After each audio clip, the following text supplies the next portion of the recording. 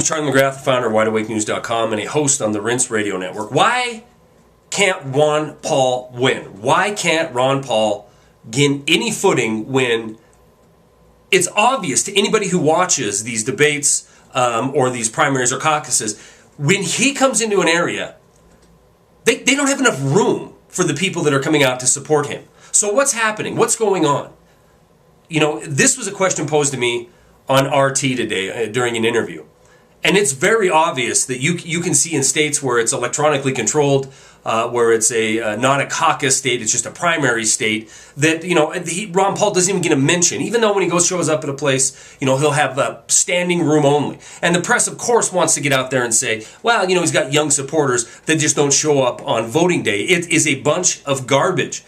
We have the same kind of corruption happening in our political system, in our election system, that we do on Wall Street.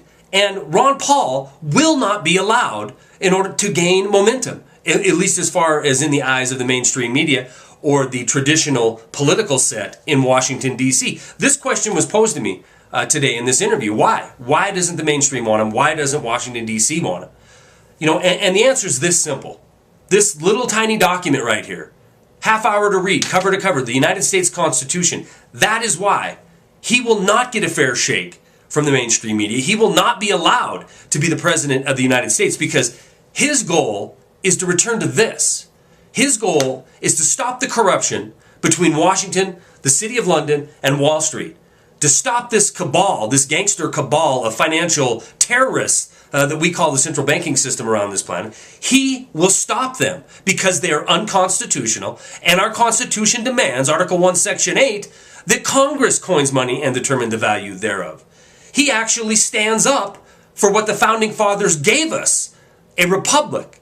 That is why he will never be allowed to be the President of the United States. Never be allowed to be the President of the United States. There's too much influence. There's too much money behind the agenda that keeps him from being the President of the United States. We have $1 trillion a year security and military industrial complex. We have wars raging around this planet right now under the guise of spreading democracy, when it's no such thing. We're purposefully destabilizing regions of the world so we can control their energy resources. Ron Paul calls them out for what they are, a bunch of criminals. He calls them out for what they are, the true terrorists of this planet. That is why he will never get a fair shake from the mainstream media, and the political elite in Washington, D.C. will never let him be the President of the United States. The only way this is going to happen is if there's a cry from the rooftops during this convention, hopefully a brokered convention, that he will have the support of people out in droves when they have this convention. Because if he doesn't, he will just be swept aside and ignored like he is being right now in CNBC, pulling their one embedded reporter from him. When the mainstream media talks about the political race, it's a 3-person race now.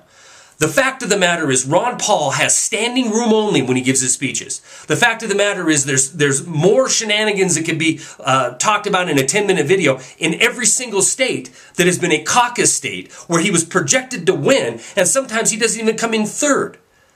He wants to return to this, what this country was founded on, a constitutional republic where Congress has to declare war, where our representatives have to determine the value of money and what is money, where we have control of our own financial future, where we have control of our own military future, where we are a shining beacon on the hill for the rest of the world to look at, a bastion of liberty, a bastion of freedom, and a bastion of a true free market capitalism. Stories are attached. That's all I got.